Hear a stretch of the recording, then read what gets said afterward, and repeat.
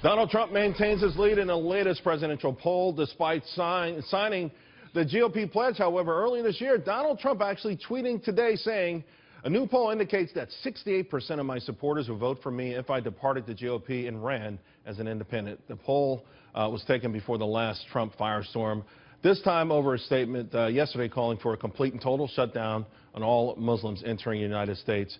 And in a CNN poll released moments ago, taken before the Muslim comments, this is where we have it. Donald Trump, he continues to lead the field in New Hampshire.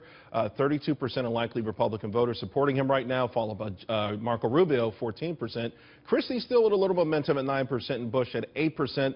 Kasich, 7%. Cruz at 6%, and Fiorina and Carson bringing up the rear both at 5%. Joining me now, Eboni Williams, Fox News contributor and legal analyst, Charlie Gasparino, Fox Business senior correspondent, and Steve Rogers, along with Christopher Bedford, are back with me as well. All right, Charlie Gasparino, you had actually tweeted out that you know, there was a chance Trump would bring back the notion of a third party. Why?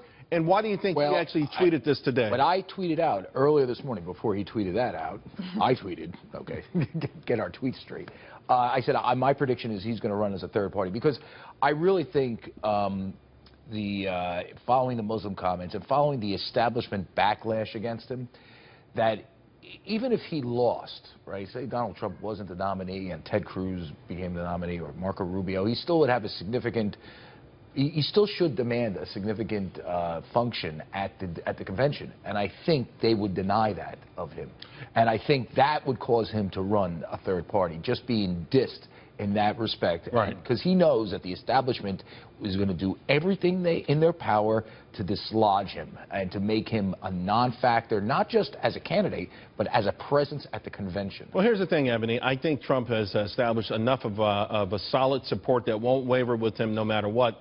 It would be dumb of the GOP not to offer him some sort of seat at the table if indeed he didn't win the nomination.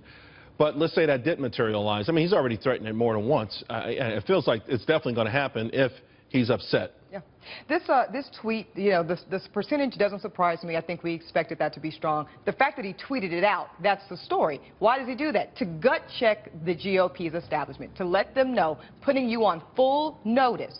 If you do not permit me to function in the way that I feel is fair, I will come for you. But what has been unfair to him in the last 24 hours, Steve? Anti-Trump. Well, first of all, whether Paul Ryan likes it or not, I believe, as many Americans believe, that Donald Trump is going to become the next president of the United States, whether it's by the Republican nomination or by a third party. But Charles said a word that's very telling.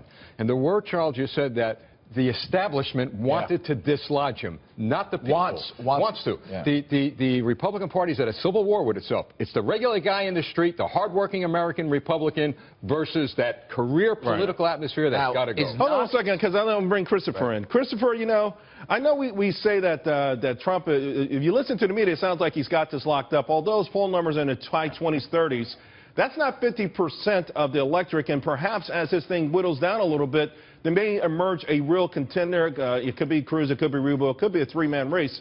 Having said that, if Trump does not win this thing, and I won't use the word fair and square term, would there be grounds, legitimate grounds for him to launch a war against the GOP? Because it feels like that would be a Pyrrhic victory at best.